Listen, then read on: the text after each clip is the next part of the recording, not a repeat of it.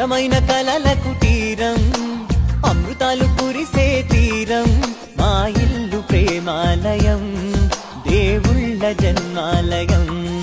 సంక్రాంతే ప్రతిదినం, సుఖశాంతే ప్రతిక్షణం.